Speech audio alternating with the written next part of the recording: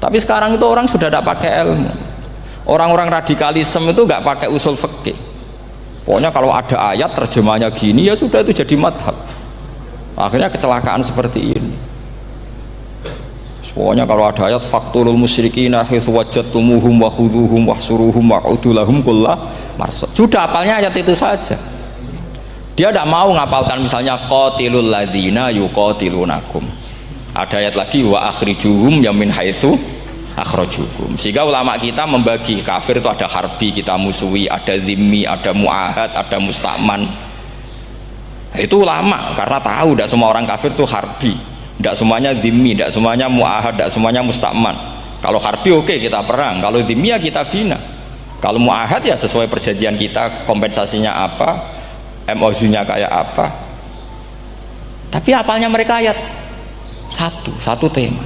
Apa buktinya Gus kalau orang tertentu tidak kena hisab? Ya buktinya tadi misalnya innalladzina qalu rabbuna Allahu tsummas taqamu tatanazzalu alaihimul malaikatu alla takhafu wala tahzanu wa absyiru.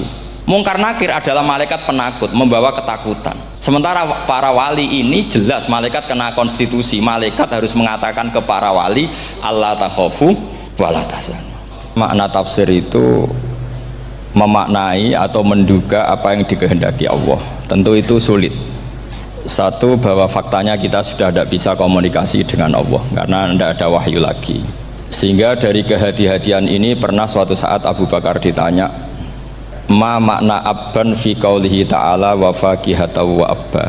Beliau menjawab, saya tidak lagi pantas hidup di atas bumi di bawah naungan langit jika saya mengatakan naqulu fil Quran, jika saya harus berpendapat tentang Quran apa yang tidak saya ketahui.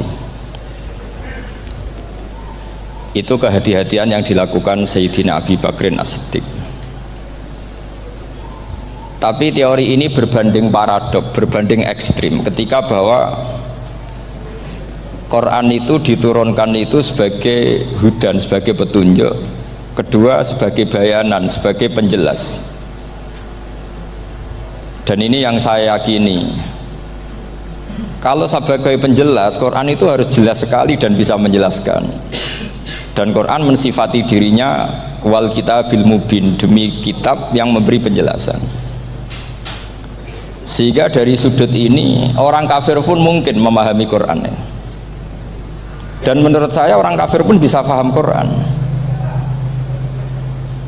Kalau Ahok itu melintir Quran, tidak memahami Quran, paham? Senak harganya itu melintir Quran tapi tidak memahami Quran. Tapi bahwa Quran itu bisa difahami orang kafir itu ya.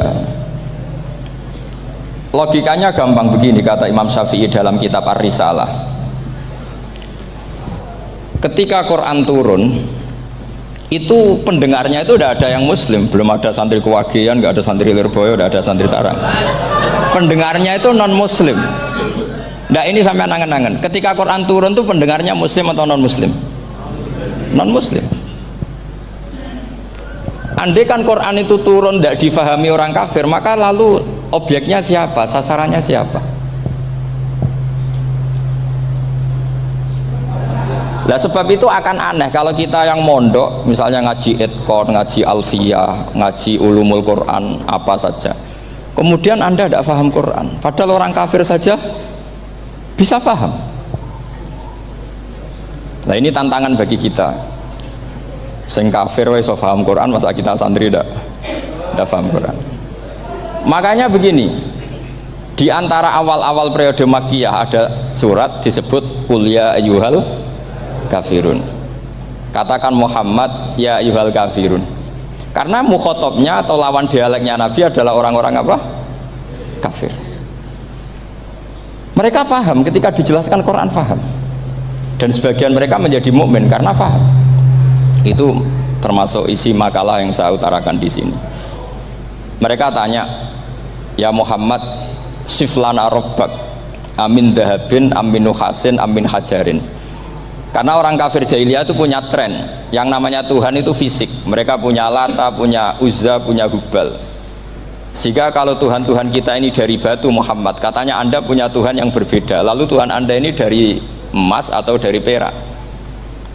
turunlah ayat qul huwallahu ahad Allahus somad. Lagi-lagi mukhatabnya adalah orang kafir.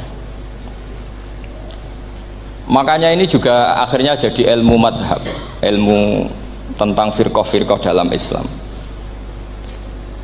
bahwa kesalahan terbesar orang Khawarij sebagaimana yang dikutip Imam Bukhari, nanti sama cari di juz 4 atau di juz 3, pokoknya di bab babu qitalil Khawarij, karena Imam Bukhari punya adat diulang-ulang. Kata Ibnu Umar yang dikutip Imam Bukhari, innahum intolaku ila ayatin nazalat fil kufar faja'aluha alal mu'minin. Orang-orang Khawarij atau kalau sekarang orang-orang radikalisme itu meneliti Quran, kemudian ketika ada kriteria manusia-manusia tertentu itu dianggap itu kenanya orang Islam, korbannya orang Islam.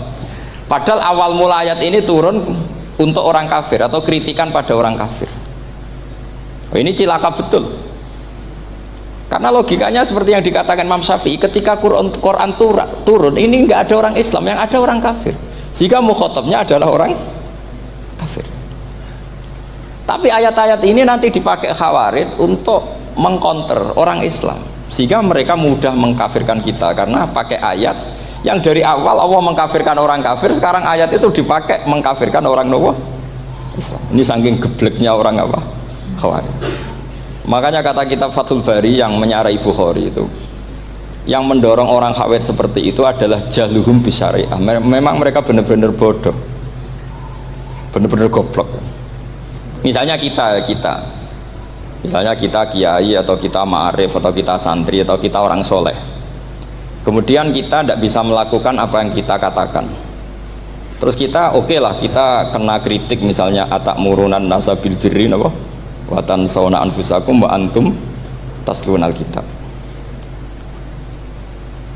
Terus kita katanya bisa ngomong tapi tidak bisa melakukan, terus dikritik dengan ayat itu mestinya tidak tepat.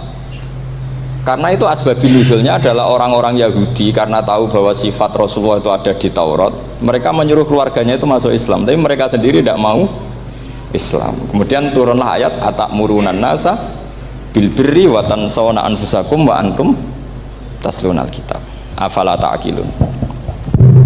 Sekarang perbandingannya begini, misalnya ada orang Islam, taruh saja Zaid itu maling, ya maling, konsisten dia malingnya sampai tua. Terus menurut anda Zaid yang muslim ini, Zaid itu muslim tapi maling, jangan bilang maling tapi muslim, dia itu ya. Kemudian Zaid bilang ke anaknya, "Cung, kowe aja dadi maling, dadi santri sing soleh, sing maling bapak tok." Ndak. Ini menurut analisis usul fikih. Ngomongnya Zaid itu benar apa salah? Benar kan? Nasihatnya ya benar, ngomongnya juga benar. Kamu tidak bisa ngeritik Zaid. Kamu bisa ngomong tapi tidak bisa melakukan, tidak bisa. Fa innal amra bil ma'ruf wajib. Wal qawla bil ma'ruf ya wajib. Wal qawla bil haqqi ya wajib. Jadi itu hal yang berbeda. Misalnya fa innal amra bil ma'rufi wajibun, memerintahkan barang baik itu baik.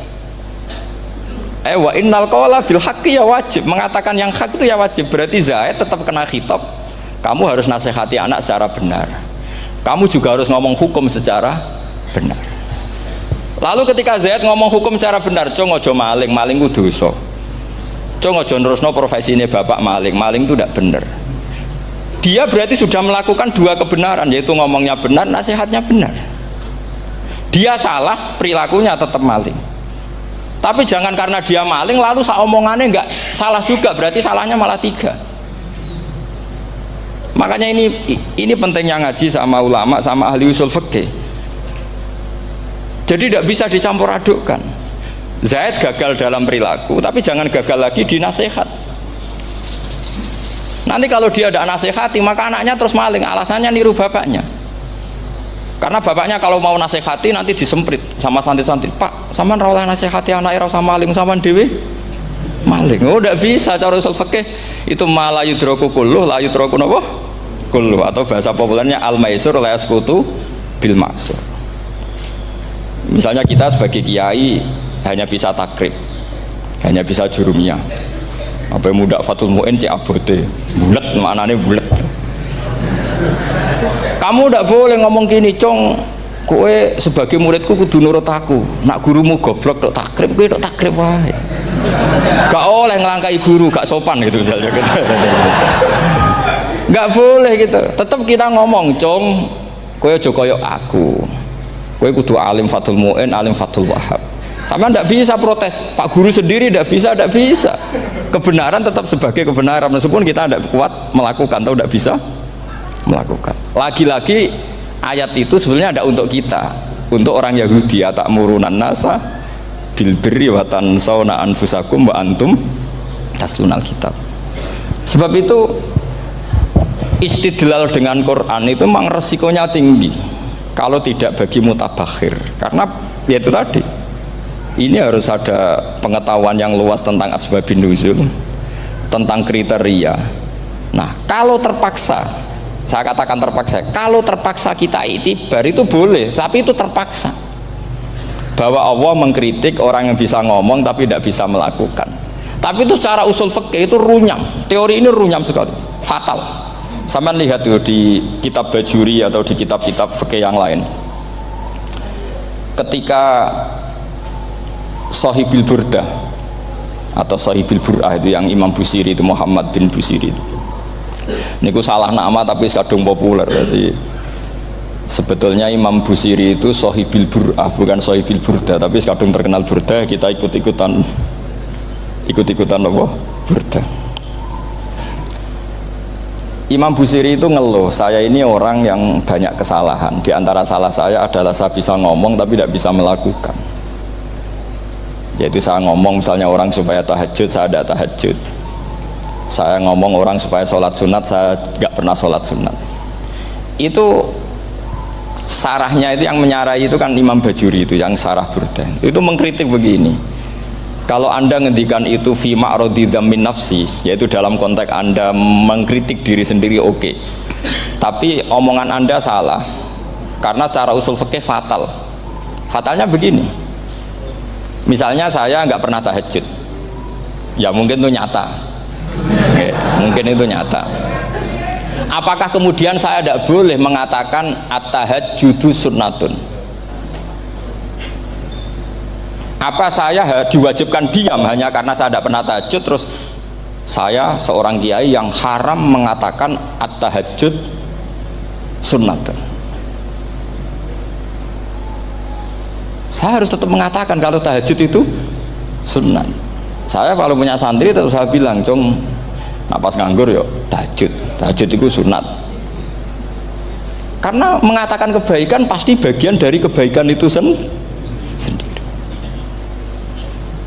Makanya kata Imam Bajuri, fakaifa yakunul amru bil ma'rufi mazmuman. Bagaimana mungkin sesuatu yang jelas baik karena memerintahkan kebaikan mazmuman menjadi sesuatu yang tercela hanya karena yang mengatakan tidak melakukan. Fa innal fi'la ya amrun wal hukmu ya amrun akhar. Itu beda.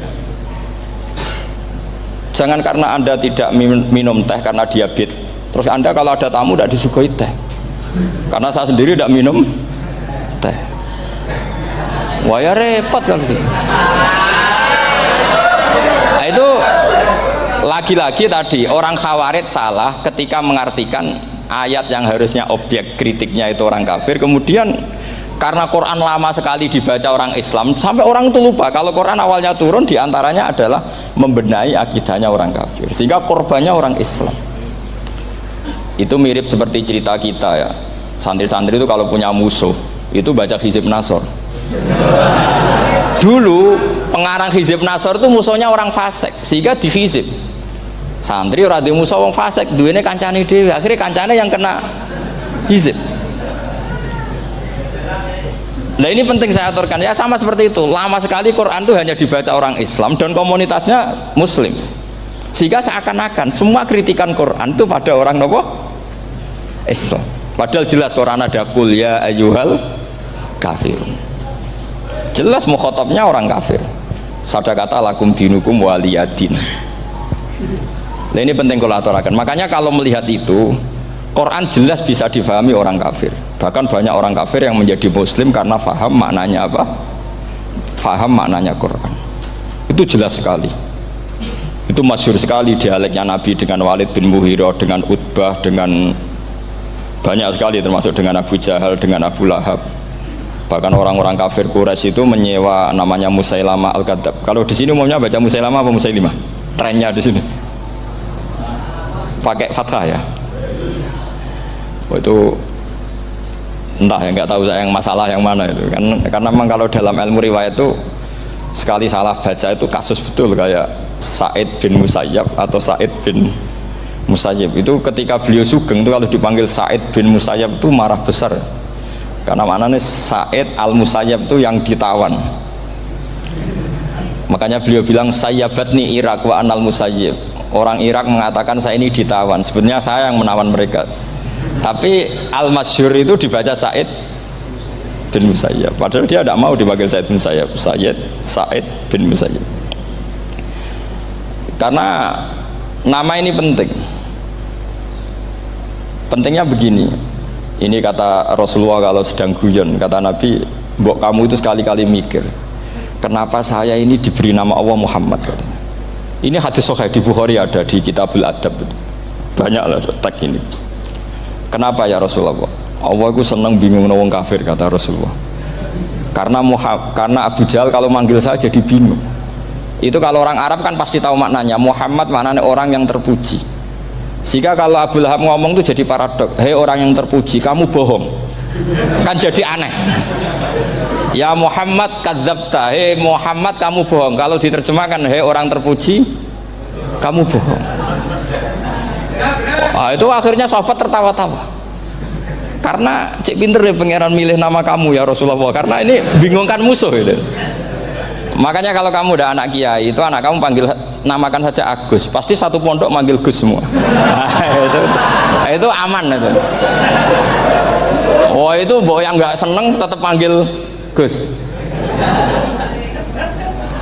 Karena kalau untuk Gus putra kiai kan butuh di bapak kiai, kan bapak es kadung ra kiai itu kan, itu ada triknya, yaitu anaknya dinamain Agus. Nah itu Rasulullah itu sudah dipilih sedemikian rupa oleh Allah, perilakunya benar, ahwalnya benar, sak namanya juga benar. Sehingga ketika Abu Jahal, Abu Lahab tahu bahwa nama Muhammad ini problem, karena ini madah itu memuji.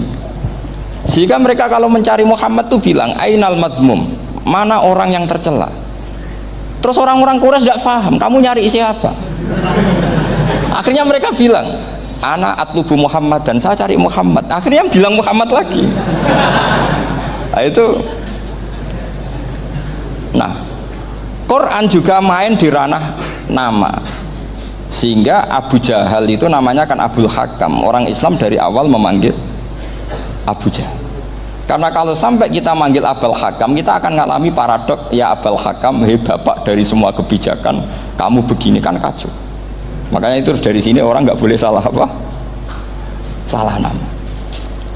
Ini penting kalau aturakan, karena kadang menganalisis Quran itu satu bilisanin arabi mubin. Kata Imam Syafi'i, wa innahu latanzilu rabbil alamin nazala bihir rohul amin ala qalbika litakuna minal mudhirin bilisanin arabi mubin. Di antara, kata Imam Syafi'i ini, di antara aturan pokok memahami Quran adalah dia malian bil arabiyah, dia sangat-sangat menguasai bahasa Arab. Itu masyhur dalam dialek Imam Syafi'i. Saman kalau ngaji takrib atau Fathul Mu'in, syarat sahnya tayamum lil musafir itu apa? Tolabul ma', mencari apa? Air. Sampai kalau di takrib dicontohkan, kalau di tempat atas nyari ke bawah, kalau ke bawah nyari ke atas. Imam Syafi'i ditanya, kaifa taqulu bi syartit tolab, bagaimana anda berpendapat bahwa tolabul ma' itu wajib untuk menjadi sahnya tayamum? Terus Imam Syafi'i faqara'a falam tajidu ma'an, kamu pergi kemudian falam tajidu ma'an, kamu tidak menemukan air. Terus Imam Syafi'i mengatakan la yuqalu liman lam yatlub lam yajid wa innama yuqalu lam ya'rif, katanya. Orang yang nggak pernah mencari itu tidak bisa dikatakan lam yajid, tidak menemukan. Kalau belum mencari namanya tidak tahu. Padahal Quran bilang kamu pergi kemudian kamu tidak menemukan air. Tidak menemukan itu berarti harus mencari dulu, baru dikatakan lam yajid, tidak menemukan. Kalau tidak pernah mencari namanya tidak tahu. Hanya gitu tok itu jadi ilmu bahwa tholabul ma itu wajib, karena Allah mengatakan falam tajidu ma la yuqalu liman lam yatlub lam yajid wa innama yuqalu lam ya'rif. Orang dikatakan tidak menemukan berarti setelah mencari kemudian kesimpulannya tidak menemukan. Kalau belum mencari namanya apa? Tidak tahu. Nah, dari sini Imam Syafi'i istidlal wajib tholabul ma. Ini namanya malian bil arabiyah. Dia menguasai bahasa Arab. Begitu juga ulama-ulama sufi. Itu ada cerita Bayazid Al-Bustami, itu ada muridnya baca ayat wasiqal ladzina taqaw rabbahum ilal jannati zumara. Orang-orang takwa itu digiring menuju surga. Itu dia nangis. Muridnya kaget, ini guru saya tidak benar, ini ada cerita surga tapi dia malah nangis karena ayatnya itu digiring. Terus kata Abu Yazid, mereka itu di mana saja, masa ke surga aja butuh digiring? Ke surga itu kan nikmat, ngapain butuh digiring? Saya tidak mau, kata dia. Abu Yazid itu gak mau digiring ke surga, itu gak mau. Muridnya kan tambah kaget, memangnya mau neraka kan gitu pikirannya itu. Ternyata beliau jawabnya sederhana, saya pas itu sudah dekat sama Allah sehingga tidak perlu digiring. Kemudian saya sudah panitia kiamat pas itu, jadi tidak perlu digiring. Nah ini nanti penting jadi satu aturan ilmu ulumul Quran. Saya di rumah itu istiqomah ngajar Qawaidul Asasiyahnya Said Muhammad yang dulu ditulis abahnya Zubdatul Itqan oleh Said Alawi. Kemudian Zubdatul Itqan itu tentu dari kitab Itqan. Terus Said Alawi dulu ngarang kitab Faidul Khobir, sarahnya Faidul Khobir sama Sayyid Muhsin Al-Musawab, dulu dari Padang tapi hidupnya di Mekah. Saya dulu talaki sama Mbah Mun.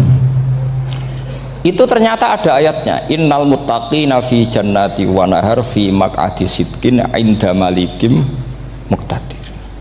Sekarang sampean saya tanya, menurut Anda semua orang kena hisab enggak? Tidak sampai jawab saja. Menurut Anda ketika di mahsyar semua orang kena hisab apa enggak? Pasti kita menjawab iya. Tapi kata Said Muhammad itu keliru.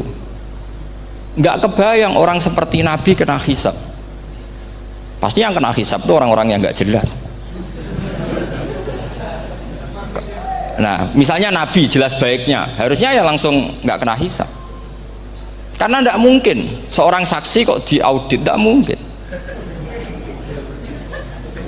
Lo saksi itu di pengadilan kan nggak tersangka, nggak terdakwa, dia tidak boleh diintervensi oleh hakim. Nah Rasulullah ketika kiamat, ketika fil mahsyar fi faslil qada itu jelas fa kaifa idza ji'na min kulli ummatin bisyahidi wa ji'na bika ala haula'i syahida. Rasulullah sudah dekat Allah, pas mahsyar itu ada Allah, ada Rasulullah, ada Jibril.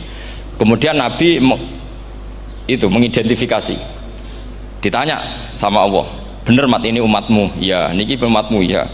Kalau yang nggak jelas ya Nabi lama jawabnya. Makanya kamu jangan jadi orang nggak jelas. Nah, itu kalau sekali nggak jelas itu Nabi lama sekali jawab. Nah, artinya begini, yang kena hisab itu meskipun kata Said Muhammad, meskipun Dhahirul Quran itu menetapkan asbata umumal hisab, tapi zahirnya Quran yang sama juga menafikan hisab.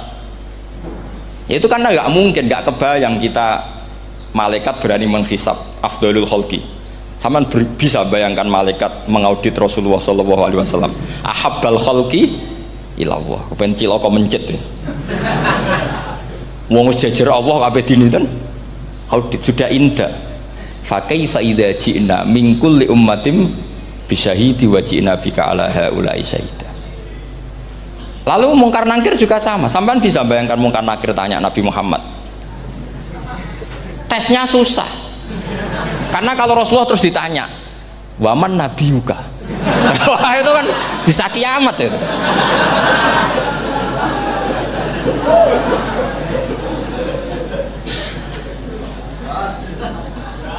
Paham ya? Makanya kata Said Muhammad, ini kan teman-teman tanya, piye carane alim tafsirnya saja, sarannya satu hafal Quran, dua hafal Sahih Muslim, tiga semua orang sudah mati tinggal kamu yang alim. Wah itu mesti aman itu. Nah kalau sampean tanya saya, apa buktinya Gus kalau orang tertentu tidak kena hisab? Ya buktinya tadi misalnya innalladzina qalu rabbuna Allahu tsummas taqamu tatanazzalu alaihimul malaikatu alla takhafu wala tahzanu wa absyiru. Mungkar nakir adalah malaikat penakut membawa ketakutan. Sementara para wali ini jelas malaikat kena konstitusi, malaikat harus mengatakan ke para wali alla takhafu wala tahzanu. Padahal Nabi tentu sayyidul auli. Para wali saja malaikat kena aturan, kamu harus bilang alla takhafu wala tahzanu wa absyiru. Hei para wali, kamu jangan susah, jangan gentar, kamu harus gembira. Kamu bisa bayangkan misalnya Mungkar Nakir bawa godok, kata orang kalau dipukul ajul sak walang-walang. Kemudian kamu bayangkan si Abdul Qadir ngalami itu, Abdul Hasan Asadali ngalami itu, Abu Yazid Al-Bustami. Kalau itu ngalami gitu semua, ngapain kita jadikan mursyid? Kan sama nasibnya dengan kita. Nah, Zahirul Quran mengatakan asbatal hisabah, tapi Zahirul Quran di ayat yang lain lam yusbit al hisabah. Makanya tadi umumul Quran juga ditaksis dengan muqayyid, yang mutlak ditaksis dengan yang muqayyad, yang mujmal ya sama seperti itu, aturannya seperti itu, ditafsil sama yang mufassal. Sama orang kafir yang jelas, sampean bisa bayangkan malaikat ngaudit Fir'aun, cek kurang penggawean nih, jelas eleke kok di audit. Misalnya Abu Lahab di audit, oh malaikatnya celaka mencet, berarti dia gak percaya sama pernyataan Tuhan tabat yada abi lahabyu.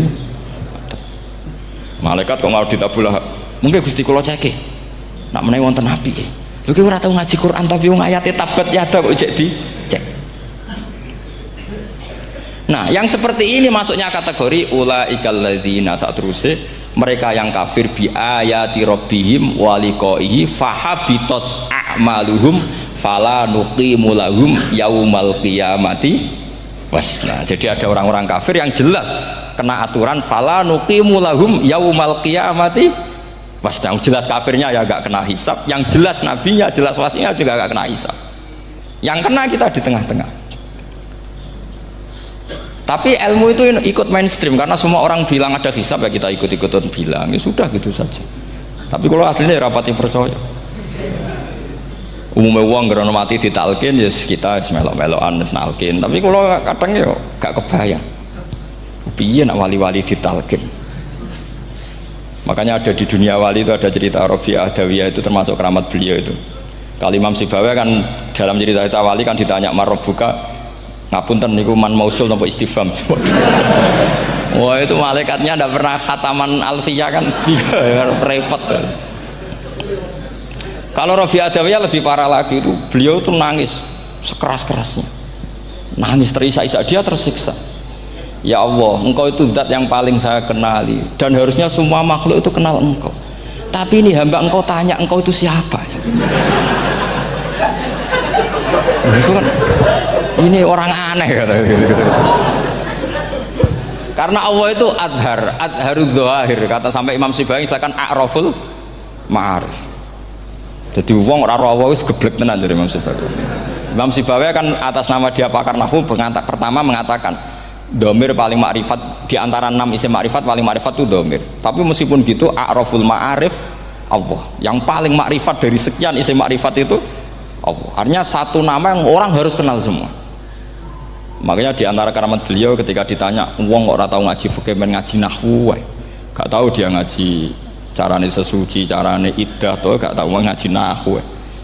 Terus dia tanya bima fa'ala rabbuka, lalu Allah memperlakukan kamu gimana? Terus kata Imam Sibawi ghafaroli, Allah mengampuni saya karena saya orang yang mengatakan Allahu a'raful ma'arif. Ini penting kalau aturakan. Jadi makanya kalau sampean tanya caranya ilmu alim gimana, ya satu tadi, kalau sampean masih banyak orang hidup, syaratnya kamu harus hafal Quran, hafal hadis, hafal sekian ribu hadis, hafal sekian ulumul Quran. Itu kalau masih banyak orang hidup. Kalau sudah kamu sendiri hidup, ya sudah, pokoknya isokulhu ya salim sendiri kan, nggak ada saingannya itu. Makanya kata Sayyid Muhammad, beliau mengatakan Kita meyakini umumal hisab ya berdasar zahiril Quran, kita menafikan umumal hisab bahwa hisab hanya yahtassul liqaumin duna qaumin juga berdasar zahiril Quran. Kita percaya semua mayat ditanya mungkar nangkir ya berdasar zahiril ahadis. Kita tidak mengumumkan teks ini juga berdasar zahiril ahadis. Karena malaikat mungkar nangkir juga malaikat, berarti dia kena aturan kalau ketemu para wali Allah takhafu wala tahzan. Faham sih kalau maksudnya? Ini penting kalau aturakan. Jadi makanya aspeknya sampean bisa memulai kalau ingin jadi orang alim tafsir, bisa mulai dari yang mudah saja, yang fikih saja. Makanya kata Imam Ghazali, kenapa Mu'tazilah jadi segoblok itu? Karena dia tertipu oleh umumatul Quran, oleh teks-teks umum. Dia tidak tahu mukhassisnya. Padahal setiap ayat umum itu pasti ada mukhassis. Misalnya begini ya, kalau kamu maknanya fikih saja, contoh yang paling mudah familiar itu fikih ya. Misalnya kita ngaji Quran, wal mutallaqatu yatarabbasna bi anfusihinna salasata quru. Kalau orang dicerai itu iddahnya itu 3 kali masa nopo suci. Apakah aturan iddah seperti ini hal hadhil iddah amatun likulli mutallaqatin am li mutallaqatin makhsusah? Apa ini semua mutallaqah iddahnya pasti salasata quru, apa orang tertentu? Ya enggak, asal dia mutallaqah pasti iddahnya salasata quru. Anda goblok, Anda salah besar. Kalau misalnya yang dicerai adalah orang hamil, iddahnya apa? Salasata quru apa watil hamli? Watil hamli.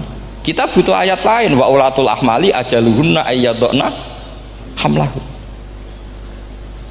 Sama seperti kita ngaji walladzina yatawaffawna minkum wa yadharuna azwajan yatarabbasna bi anfusina arba'ata asyhurin wa asyra. Asal wanita ditinggal mati suaminya, maka iddahnya 4 bulan 10. Apa semuanya demikian? Enggak. Misalnya orang hamil iddahnya biwatil hamil. Artinya kalau Anda tertipu umumatil Quran, berarti Anda sama dengan menghukumi orang ditolak semua iddahnya salah satu guru. Sama misalnya orang sekarang dalil-dalil wa may yatawallahum minkum fa innahu minhum. Kalau berkawan orang kafir, maka dia menjadi kafir. Itu kan fatal. Semua nabi berkawan orang kafir karena dakwahnya memang sama orang kafir. Lo coba andai kan sampean hafal Quran itu sama teori itu tuh mungkin menyedihkan. Coba istilahnya Quran, wadhkur akho'at wa ila adin akhawum huda wa ila samuda akhawum. Terus semua umatnya yang kafir disebut akhawum. Akhaw itu artinya apa? Saudara. Mereka yang berkawan sama orang kafir. Makanya butuh analisis fikih untuk maknani wa may yatawallahu minkum fa innahu. Setelah dianalisis fikih, ternyata semua nabi diistilahkan wa ila madyan akhahum syuaiba wa ila adin akhahum huda. Akhaw itu artinya apa? Saudara. Kalau sampean tanya, lalu logikanya gimana? Kata kitab-kitab kan wa in kana dasarin fajanibhu suratan. Kalau ada teman buruk jauhi, kalau teman baik temani. Kalau cara usul fikih gampang. Kancanan maling dosa, wong kok kancane maling. Tapi nak dakwai maling apik kan? Aku ora ngancani kok dakwai dandani, selesai kan? Ngancani maling elek, nak dakwai maling apik. Demenan rondo elek, nak didik apik kan, itu seperti itu. Nah, ini penting kalau aturakan. Nah di sini ini makanya NU itu punya sejarah panjang, banyak wali-wali yang jadab, yang coro zahir itu kancanan wong fasik-fasik. Orang syariat bingung, ini wali kok berteman orang fasik. Ya kalau kamu bahasakan teman ya masalah, kalau kamu bahasakan ini binaan, enggak, sama jawab saja. Kalau dibahasakan teman masalah enggak masalah kan, tapi kalau dibahasakan itu binaan, selesai kan? Sama, Nabi berkawan orang kafir itu tidak karena berkawan, itu binaan Nabi. Memang Nabi itu jadi Nabi, objeknya adalah mengislamkan orang kafir. Ya berlama-lama Nabi dialek dengan mereka, muasarah sama mereka. Bahkan Nabi diharuskan bersikap baik sama mereka. Itu yang disebut fabima rahmatim minallahi lintalahum walau kunta fadhdhan ghalidhal qalbi lan faddu min hawl. Tapi sekarang itu orang sudah tidak pakai ilmu. Orang-orang radikalisme itu nggak pakai usul fikih. Pokoknya kalau ada ayat terjemahnya gini ya sudah, itu jadi madhab. Akhirnya kecelakaan seperti ini. Pokoknya kalau ada ayat faqtulul musyrikina haitsu wajadtumuhum wa khudhuhum wahsuruhum wa'udu lahum kulla marsad. Sudah hafalnya ayat itu saja. Dia tidak mau ngapalkan misalnya qatilul ladzina yuqatilunakum. Ada ayat lagi wa akhrijuhum yamin haitsu akhrajukum. Sehingga ulama kita membagi kafir itu ada harbi, kita musuhi, ada zimmi, ada muahad, ada musta'man. Itu ulama karena tahu tidak semua orang kafir itu harbi, tidak semuanya zimmi, tidak semuanya muahad, tidak semuanya musta'man.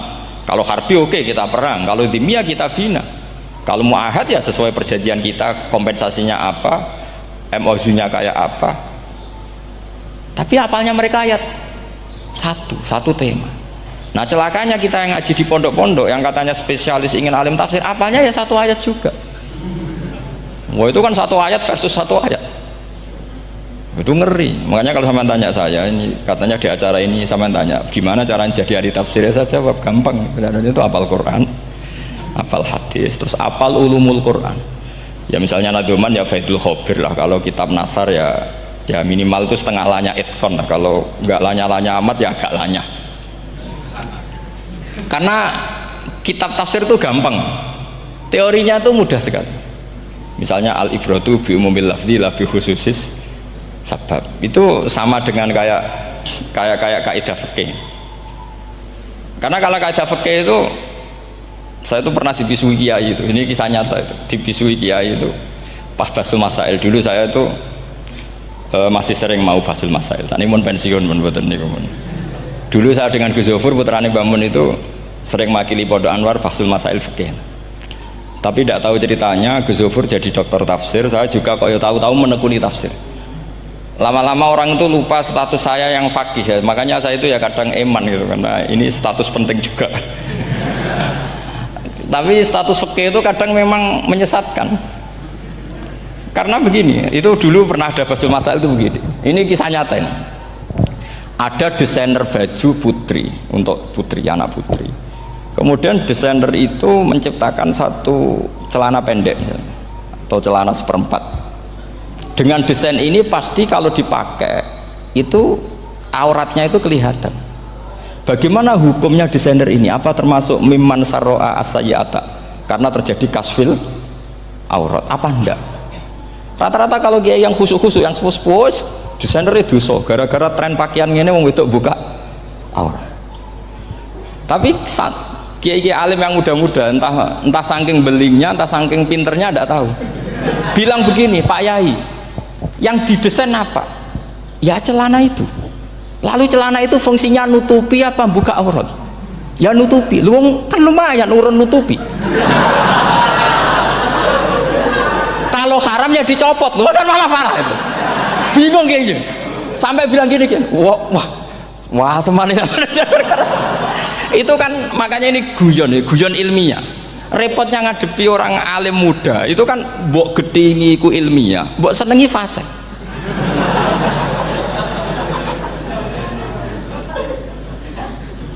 Ketika kiai yang khusyuk tadi tak tanya, kalau desainer katok seperapat, paham gitu? Kau coba yang celana dalam terlalu vulgar itu, paham gitu? Nggak, rok saja lah, rok mini misalnya, rok selutut. Sampean jangan ngeres ya, yang rok selutut misalnya. Rok selutut itu desainernya kena hukum haram enggak? Sampean jawab saja. Oh haram jadi kiai sepuh, karena dengan desain itu misalnya lututnya kelihatan. Tapi pertanyaannya kiai muda saya masih ingat betul, saya tanya. Lalu fungsi pakaian itu apa Pak Yai? Fungsi itu kan tetap nutupi sebagian aurat. Kalau Anda haramkan, barang haram itu harus dihilangkan. Nah, itu. Sampai kiai itu setelah acara itu manggil saya. Gus, kalau ngakoni jenengan alim tapi ku podo repote. Podo repote ku nak dalam itu kan terus itu ada perumusan di redaksi keputusan yang dijual itu, yang masail fikihnya kan terus diputuskan, dibukukan. Kalau redaksinya halal Gus, nanti orang pakai rok semua. Dan saya balik bantah, kalau redaksinya haram orang nggak pakai rok lah. Akhirnya itu apa? Kebijakannya lucu. Buak we Gus, pertanyaan itu buak sak jawabannya oke. Jadi kita debat tidak jadi. Ini cerita ya, cerita ilmiah. Makanya sama tidak wajib manut saya ini terlalu ilmiah, jadi tidak baik untuk kehidupan kesalian, kurang baik. Jadi ini, tapi ini ilmu, tetap kaidahnya fikih ma la yudraku kullu la yudraku kullu. Jangan kalau tidak bisa nutupi aurat semua lalu jangan sama sekali. Lho nggih kan kaidahnya kan gitu, ma la yudraku kullu la yudraku kullu. Misalnya Anda punya tetangga nggak mau pakai jilbab, nggak mau pakai pakaian muslimah, kamu tidak boleh bilang munisan rakwabinan, tidak bisa. Malayu troku kulluh layut napa malayu troku kulluh no layut troku napa kulluh. Makanya ini kita harus hati-hati. Nah bayangkan sekarang orang meneliti Quran itu yutroku kulluh. Mestinya kalau Anda meneliti radikalisme, ayat yang terkait radikalisme diteliti semua. Ternyata di surat Taubat yang disebut suratus Saif, yang bahkan haram baca bismillah, itu ada ayat wa in ahadum minal musyrikin nastajaroka fa'ajirhu hatta yasma'a kalam Allah thumma ablighu ma'mana. Muhammad, kalau ada orang kafir mau belajar Quran sama kamu, ya harus kamu pelajari hatta yasma'a kalam Allah. Setelah mereka mau belajar, ya ablighu ma'mana, thumma ablighu ma'mana, kamu harus menjamin keamanan dia. Itu di surat Taubat, termasuk akhiru suratin nazalat, gak mungkin terjadi mansuh. Tapi orang-orang ekstremis selalu pakai faqtulul musyrikin haitsu, apalan itu terus. Yang orang liberal yang menapani la ikraha fiddin, ya sudah seperti itu. Sing orang-orang ora tegas, ora tau nahi mungkar, ya ma arsalnaka illa rahmatan lil alamin, ngono terus. Yang kelompok tukang nahi mungkar ya ayatnya amen nahi mungkar. Saya tuh heran, kenapa mereka punya masalah dengan hafalan kayaknya. Kenapa sih hafalannya kok pedot itu? Kita yang hafal semua bingung jadi akhirnya kita yang pinter anut sing goblok. Karena saya tuh pernah loh debat sama orang salaf, debat gitu. Setelah saya mengutarakan sekian hadis, ada tuh Pak hadis itu, waduh, harusnya kamu ngaji saya, ada debat tuh yang level, kalau nggak level tuh nggak boleh gitu. Itu kan ngeri. Makanya ini penting ya, kalau sampean tanya ingin jadi alim tafsir ya harus hafal Quran semua. Nah, kalau tidak mungkin yang nunggu orang semua mati baru Anda jadi ahli tafsir, karena tidak ada musuhnya. Tapi saya pastikan orang kafir pun bisa memahami Quran, yaitu tadi hatta yasma'a kalam Allah. Sayyidina Umar tuh masuk Islam tuh gara-gara dengar adiknya baca Toha, ma anzalna alikal qur'ana litasqa illa tadhkiratal liman yakhsha tanzilam mimman khalaqal arda was samawati ula ar-rahmanu alal arsis tawa. Itu dia ma huwa bikalamil basar, tidak mungkin seperti ini karangan manusia, itu tidak mungkin. Akhirnya dia Islam. Banyak orang Islam karena diperdengarkan Quran, karena memang notnya sudah unik, makna kualitasnya juga sudah unik, semuanya itu unik, indah. Sampai sekarang pun orang kafir itu orang paling tahu Quran. Makanya Allah mensifati orang kafir itu hasadam min indi anfusihim min ba'di ma tabayyana lahumul haq. Sekarang sama saya tanya, orang sing tabayyana lahumul haq itu orang paham apa orang tidak paham? Mereka orang kafir itu mengingkari Quran, padahal min ba'di ma tabayyana lahumul haq, setelah kebenaran nyata bagi mereka. Nyata bagi mereka artinya orang kafir paham atau tidak paham? Paham. Cuma mereka punya penyakit hasadam min indi anfusihim. Mereka juga kalau ada ayat tentang ahkam yang memberatkan, mereka bilang i'ti bi Qur'anin ghairi hada au baddilah. Muhammad harusnya jangan tema itu yang diangkat, buat cari Quran yang lain yang enggak tema itu. Mereka sampai memilih tema itu karena paham apa karena tidak paham? Karena paham. Makanya di makalah saya pastikan ngaji tafsir itu gampang, karena orang kafir pun bisa. Kalau kasus Ahok itu bukan paham itu melintir, beda. Paham sama melintir itu beda. Itu diterjemah kemenang tuh jangan mengangkat kawan orang Islam, bukan ngangkat pemimpin. Ya likanya kalau ngangkat teman saja tidak boleh, apalagi ngangkat pemimpin. Fatal mana berteman sama orang salah sama ngangkat. Saman kancanan maling itu apik nak menawa nang andani terus ngangkat, "Hei maling ke pimpinanku." Parah mana? Parah mana?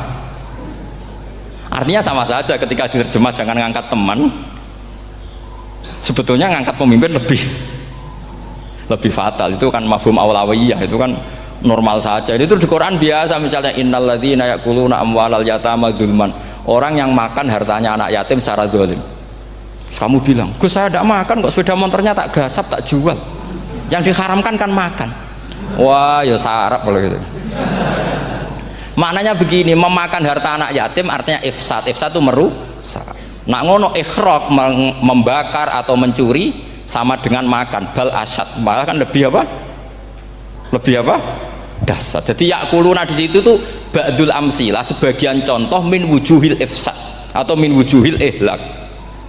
Jangan kok karena ayatnya makan, oh yang haram tuh makan, kalau nyuri gak apa-apa. Wah ya fatal. Itu kan sama dengan santri geblek dikandani kiai ini, "Cung, kowe mbek bojomu jogeman naboi." Suatu saat istrinya lapor lagi, "Pak Yai sekarang ndak naboi tapi nyadui." Karena naboi itu pakai tangan. Mereka pertama dilaporkan kiainya, "Pak Yai, suami saya itu sering memukulin saya pakai tangan gini. Cung, jogeman naboi bojomu." "Nggih Pak Yai, siap." Suatu saat istrinya lapor, "Pak, tetap benjut, kenapa? Kalau nak niki disadui." Mereka pikirannya sing haram nabok, nak nyaduk halal. Wah itu kan ngajak goblok bareng. Nah masalahnya di usul fikih kasusnya seperti itu. Makanya saya ini kadang ya maliki sekali. Kadang saya itu maliki sekali. Kadang ya. Misalnya begini, saya beri contoh. Ini yang kisah nyata ya. Ada seorang Arabi datang ke Rasulullah. Ya, tadi kan teman-teman minta juga ilmu hadis ya. Ini satu paket saja. Yaitu tadi nanti kalau sampean kasih lalim itu sudah ada urusan saya tadi, nunggu orang mati banyak tadi. Kalau nggak usah nunggu orang mati, sarannya tadi apal tadi. Ya Rasulullah, ahlak tuh saya ini orang yang rusak. Wama ahlakaka, lalu yang bikin rusak kamu apa? Qol waqatu imroati fi nahari Ramadan, saya menjima istri saya ketika masih siang fi nahari Ramadan, siang Ramadan. Walhasil Nabi tidak menyuruh hanya kodok, tapi menyuruh kafaroh. Kafarohnya itu merdekakan budak atau memberi makan 60 orang miskin atau puasa berapa? Puasa 60 hari. Atau urut merdekakan budak atau puasa 60 hari atau memberi makan sitina miskin. Oke, kita sepakat. Sepakat ya, hadis itu sahih dan diulang-ulang oleh ashabus sunan. Oke, riwayatnya nggak masalah. Sekarang kita analisis maknanya. Sekarang sampean saya tanya, kalau anda misalnya sekarang jam berapa ini? Misalnya sekarang jam 9 kurang seperempat Ramadan, terus anda rokok atau anda ngopi, kepengen ngopi terus ngopi tanpa uzrun syar'iin, anda hanya wajib qadha apa bayar kafarah? Ndak, sampean jawab. Rata-rata kiai kita, oh mau wajib qadha Gus karena gak jima. Sing seru kafarah itu nak jima. Kan ngombe kopi mbek jima beda. Pertanyaannya tuh lucu, ini naif secara fikih masalahnya begini. Jima bojo itu tidak zina. Jima bojo itu zina apa enggak? Enggak kan? Berarti dengan makan bedanya apa? Sama kan? Sama-sama amrun mubah, sesuatu yang boleh. Kenapa hukumannya berat? Makanya kata Imam Malik, enggak itu nilainya adalah hadku hurmati Ramadan bi ghairi udhrin syar'iyyin. Makanya kata Imam Malik, siapapun yang makan fina hari Ramadan, iftar apapun fina hari Ramadan bi ghairi udhrin syar'iyyin, maka hukumnya sama dengan jima fina hari Ramadan, karena sama-sama ihlak ifsad hurmata Ramadan bi ghairi udhrin syar'iyyin. Loh enggak, ini ilmiah, kamu udah harus cocok, tapi otak kamu harus percaya. Loh iya kan, beda kan, saya secara nafsu tidak cocok, cek berarti, tapi ilmiah saya setuju. Kalau kiai kandani itu kan pasti pakai badul amsilah, kan nggak mungkin semua contoh disebut. Cong penak melaku-melaku jogeman delok wedok iku mari setan. Mboten delok Mbah, nyekel lho malah parah to.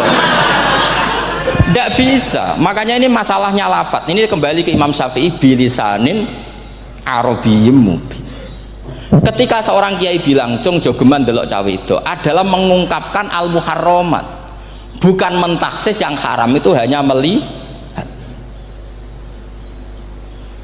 Saya ulang lagi ya, ketika seorang kiai bilang cung jogeman delok wong wedok sing haram, itu semangatnya adalah melawan keharaman, bukan mentaksis yang haram hanya delok. Itu di Quran normal semua, di semua lugat ya biasa. Itu kan sama seperti misalnya seorang mbah ngasih uang cucunya, cung tak kayak duit 100.000, cung gue tuku es, terus kue mendingan nak ragu tuku es haram iki kan ngongkone tuku es. Lah kepen putumu mati kan nyeben 100.000 gue tuku es. Ya mulai dulu istilahnya nak mbah ngekeki putu cung 100.000 gue tuku es. Cara wong kuno. Nah, maksudnya itu pokoknya umumnya cah cilik senane es cuma nyebut. Ya sudah seperti itu. Sama seperti Quran menghentikan begini. Ini memang salate yang fikih dulu, yang pokok-pokok. Di antara yang enggak boleh dikawin adalah wa antasma'u bainal ukhtaini illa ma qad salah. Kamu enggak boleh menikahi Sri dan Zainab, kakak beradik. Sudah sepakat nggih? Fi nikahin wahid enggak boleh al jam'u bainal ukhtain. Jadi mbaknya kamu kawin, adiknya kamu kawin fi nikahin wahid. Tapi nak ngeduni boleh, berarti kan dengan waktu yang berbeda. Quran hanya menyebut itu. Kemudian Rasulullah zaman Sugeng itu hanya nambahi wala binal mar'ati wa ammatiha wala binal mar'ati wa kholatiha, juga agak boleh menikahi ponaan plus buliknya, baik bulik dari bapak yaitu ammah maupun bulik dari ibu disebut apa? Kholah. Kemudian ulama fikih merasa ada yang kurang, ditambahi lagi dua perempuan yang andekan yang satu itu lelaki kok haram nikah, berarti haram jam'u fi nikahin wahid. Misalnya cucu rabibahnya boleh enggak? Enggak boleh kan? Berarti kalau sampean ngumpulkan cucu dan mbahnya fi nikahin wahid juga enggak boleh. Tapi orang yang waras itu tidak akan nyalahkan Quran ketika tidak lengkap. Wa antasma'u bainal ukhtaini ila ma qad sal, ini tidak lengkap. Yang haram kan tidak hanya jam'u bainal ukhtain, termasuk ngumpulkan cucu dan mbahnya. Karena Quran enggak mau dengan logika tidak waras, itu tidak mau.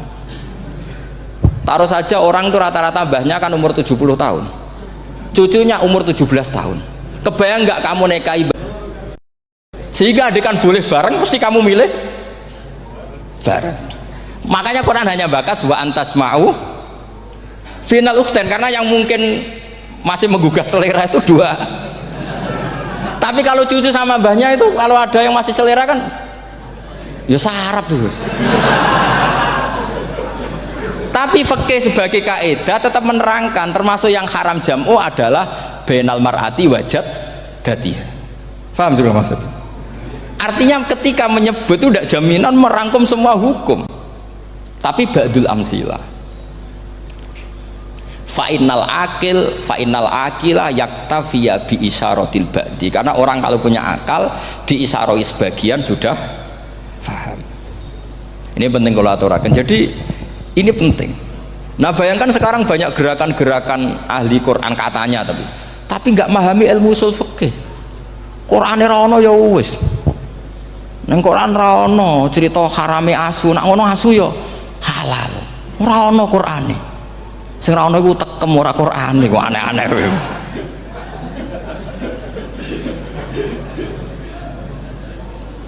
Itu kan sama. Terus sampean misalnya tadi jam 09.00 Ramadan tambah uzurin syariyin terus mangan mie rokokan, itu kan melecehkan Ramadan biguri uzurin syariyin, karena melecehkan hurmata Ramadan kena sanksi separah itu.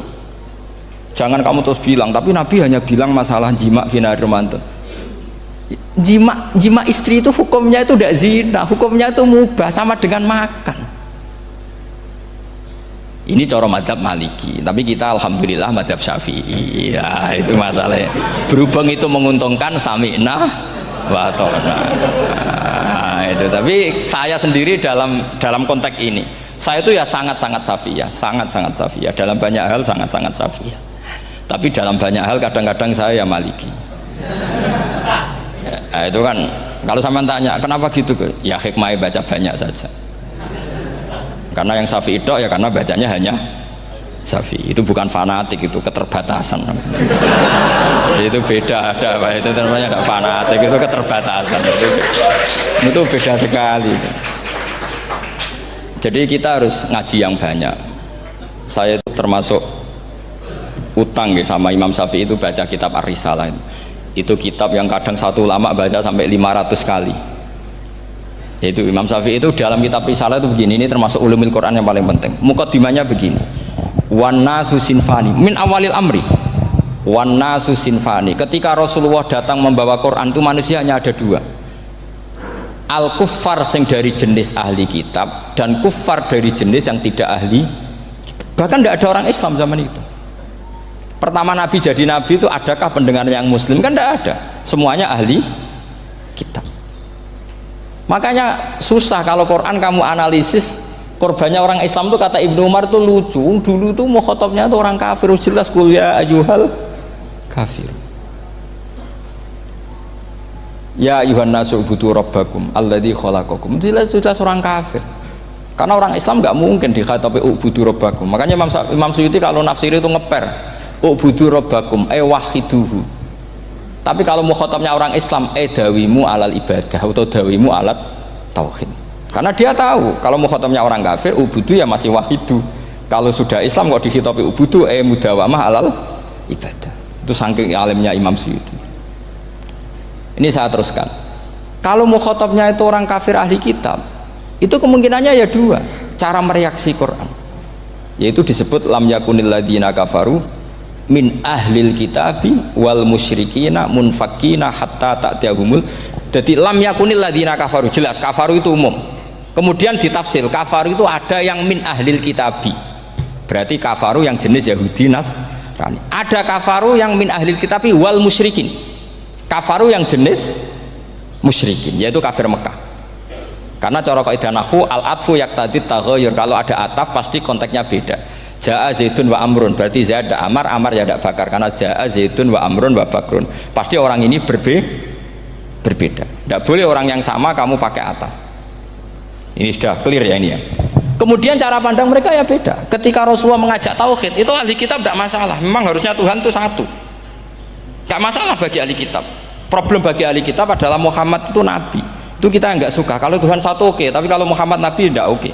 Kita bisa jadi nabi, kata mereka, karena mereka merasa nasabnya sampai Ibrahim. Sementara zaman itu mereka sanksi Muhammad itu nasabnya konti, gak jelas. Ini penting kalau aturakan. Sehingga dalam konteks ini Allah menjawab ahli kitab dulu. Ini itu disebut Muhammad itu nasabnya jelas. Ini itu fihi ayatum bayinatum maqamu Ibrahim. Ini saya dengarin. Ibrahim itu jelas pernah ke Mekah. Bukti Ibrahim pernah ke Mekah adalah jejak kaki Ibrahim di makam apa? Makam mereka, artinya buatan kuburan, buatan jejak kaki Ibrahim ketika bangun Ka'bah. Fihi ayatum bayinatum maqamu Ibrahim. Pun. Kalau Ibrahim pernah di Mekah, artinya beliau pernah nikah di Mekah. Paling tidak punya dzurriyyah di Mekah. Ini gua Ismail dibawa ke Mekah. Jelas ayatnya wa idh yarfa'u Ibrahimul qawaida minal baiti wa Ismail. Ini dengarin ya. Sebab itu saking alimnya berjanji itu beliau tahu betul masalah utama Rasulullah Muhammad adalah disangsikan nasabnya. Sebab itu kitab berjanji pertama cerita setelah dia alhamdulillah macam-macam awalu ma'anab tadi saat terus dia bilang wa ba'du fa'akul huwa Muhammad bin Abdillah bin Abdil Muttalib. Saat terus ya wa ba'du wa Muhammad bin Abdullah bin Abdul Muttalib wasmu Syaibatul Hamdi Humitat Khisaluhus Saniyah. Saat terus Ibnu Qusayn, saat terus Sumiyah bi Qusayn litaqasi fi biladi Qudu'atal Qasiyah. Karena dia tahu yang masalah bagi Rasulullah itu adalah masalah nasab bagi mereka loh, bagi mereka yang kafir. Terus beliau ngendikan ditutup wa adnanu bila raibin indadawil ulumin nasabiyah ila dhabihi Ismail nisbatuhu wa mun. Jelas saya Adnan itu pasti puter cucu-cucunya Nabi Ismail. Karena orang Yahudi yang disoal Muhammad itu, kamu itu siapa kok tahu-tahu Nabi? Kamu orang Arab itu tidak pernah ada Nabi.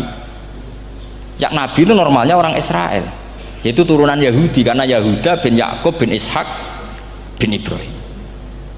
Akhirnya Allah membuktikan fihi ayatum bayinatum maqami. Bukti kalau Ibrahim pernah di Mekah adalah jejak kakinya di Mekah, itu dekat Ka'bah.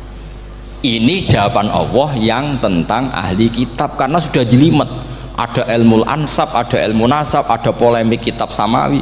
Kalau kafir Mekah ini goblok-goblok. Ketika Rasulullah pakai teori tauhid, orang kafir Mekah itu sangat gobloknya bilang gini, Muhammad, Kita ini urusannya banyak, utang kita banyak, kasus saya banyak. Kok Tuhannya satu itu tidak cukup? Yaitu mereka mengatakan aja'alal alihata ilahau wahida inna hadza la syai'un ujab. Bagaimana Tuhan hanya satu? Urusan kita banyak, masalah kita banyak. Tuhan nggak boleh satu, harus banyak. Sejumlah urusan kita. Ada Tuhan BPKB, Tuhan macam-macam lah. Ada Tuhan kredit, Tuhan kas, macam-macam lah kan. Sesuai sebanyak urusan kita. Mereka tanya aja'alal alihata ilahau wahida. Masa Tuhan satu? Inna hadza la syai'un ujab. Ini aneh. Tapi Rasulullah dengan sabarnya. Kalau yang seperti ini Allah menjelaskannya beda dengan yang pertama, karena tadi orang kafir itu bisa min ahlil kitab, bisa wal musyrikin. Lam yakunil ladzina kafaru min ahlil kitab. Ada yang wal musyrikin. Semuanya ini tidak pernah munfakina hatta ta'tiyahumul bayyinah. Mereka tidak pernah tercerabut dari pikiran mereka, dari mainstream mereka sampai ada bayyinah. Bayyinah itu kejelasan kebenaran atau benar yang begitu jelas. Itu siapa? Rasulun minallah yatslu suhufam mutahhar. Akhirnya Nabi sabar. Saking sabarnya Nabi itu ngomong gini, ya di khalayak umum, mukhatamnya ya kafir semua. Hei saudara-saudara kami suku Quraisy, kita ini sebangsa. Nabi tanya, Muhammad, ajaran kami itu benar karena kamu itu orang yang kita percaya, tapi kali ini Anda aneh karena ngajak satu Tuhan. Itu tidak mungkin, urusan kita banyak, satu Tuhan enggak mungkin, Tuhan harus banyak. Kita punya 3 aja kurang banyak kan, banyak punya Lata, Uzza, Hubal ya. Rasulullah dengan sabarnya ngendikan gini, hei kaumku, kalau kamu jadi pembantu, jadi buruh, senang mana punya majikan banyak sama majikan satu. Kalau majikannya banyak itu perintahnya beda-beda, seleranya beda. Semua harus kamu lakoni, semua harus kamu taklui karena kamu harus nurut. Wah ya repot mat kalau di majikan banyak, ngerepoti mesti. Rasulullah tinggal nimpali, Tuhan kamu itu majikan kamu. Kalau Tuhannya banyak, perintahnya ya banyak, seleranya beda-beda. Kamu bingung nggak? Wah ya bingung mat, ya udahlah mat satu aja. Akhirnya mereka masuk Islam. Nah itu disebut Nabi itu fatona, punya kecerdasan artikulatif. Kalau menjelaskan itu masuk akal. Nah itu disebut dorobawahu matalar rojulan fihi syuraka'u mutasyakisuna wa rojulan salamal lirojul hal yastiawiyani masalah alhamdulillah. Nah ini penting. Allah membuat satu perumpamaan bagaimana ada satu pembantu yang punya majikan banyak, yang berbeda-beda seleranya, berbeda-beda perintahnya, dengan kalau hanya satu majikan. Apakah sama? Mereka jawab tidak sama, enak punya satu majikan. Begitulah Tuhan kamu, harusnya satu. Jadi artinya gini, kalau kamu ngaji ulumul Quran, kamu harus tahu ini khitab ke kafir. Kafir yang mana? Ahli kitab atau kafir yang musyrik? Nah sekarang tidak tahu lagi, pokoknya kafir. Makanya kalau orang berdebat mereka itu tidak goblok meneh. Waduh. Makanya sama tidak usah ketularan goblok, sing pun gimpun sing wis goblok ora usah ditambahi mun kathah dan ini pun. Ya karena kita ngaji jelas Qurannya kan lam yakunil ladzina kafaru itu masih ada min lil bayaniyah atau min li bayanil jinsi. Kafaru itu sopo? Siji min ahlil kitab, 2 kafaru sing wal musyrikin. Dua-duanya tidak pernah munfakina hatta ta'tiyahumul bayinah. Mereka tidak akan tercerabut dari pikirannya sehingga ada bayinah. Bayinah itu siapa? Rasulun minallah yatslu sufam. Nah ketika Nabi menjelaskan asal usul nasabnya bahwa Sayyid Adnan itu ila Ismail, Ismail jelas putra Nabi Ibrahim, mereka terus baru iman karena ada fihi ayatum bayyinatum maqamun apa Ibrahim. Ya jadi saya kira demikian. Nanti kan akhirnya jam berapa?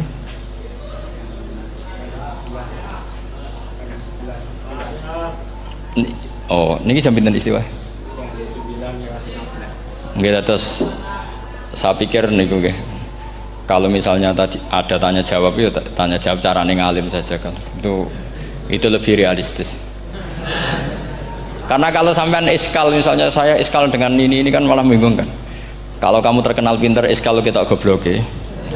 Nah wis pinter kok iskal gitu. Jadi saya niru ilmunya Abu Nawas. Abu Nawas sudah bisa pidato. Nggak bisa pidato, suatu saat dipaksa pidato sama khalifah itu. Hei para hadirin, kamu pinter apa goblok?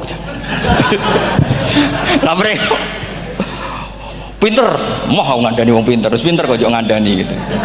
Akhirnya hadirin itu kan karena seneng sama Abu Nawas itu seneng. Ya sudah Abu Nawas, kalau gitu kita goblok. Aku mau omongan wong goblok. Akhirnya terus wassalamualaikum warahmatullahi wabarakatuh. Jadi itu Abu Nawas juga bisa pidato, tapi dia tahu saja caranya menyelesaikan masalah. Jadi itu Abu Nawas. Jadi ya orangnya kacau tapi cerdas itu, makanya jadi guyonan. Sebenarnya Abu Nawas itu figur yang nyata, tapi tidak senaif yang diceritakan orang-orang di anekdot itu. Ya, beliau itu orang soleh ketika era Harun ar-Rasyid. Tapi ya tadi karena banyak cerita yang macam-macam. Ya, Abu Nawas itu, makanya ini cerita anekdot. Jadi riwayatnya nggak jelas tapi lucunya jelas itu. Jadi itu. Dia itu mangkel punya tetangga profesor ahli astronomi. Adiknya itu mau iso omong tok. Abu Nawas mau pinter molak-malik omong, kan masyhur itu dia cerita hari Senin tanggal sekian lihat Abu Nawas di alun-alun mau terbang. Orang lihat semua itu Abu Nawas itu ya sudah di podium ya gitu-gitu dok. Kok nggak mau terbang-terbang? Ya mau itu ya tidak. Wassalamualaikum warahmatullahi wabarakatuh. Yang bilang Abu Nawas terbang siapa? Abu Nawas mau terbang. Yang namanya mau itu ya tidak.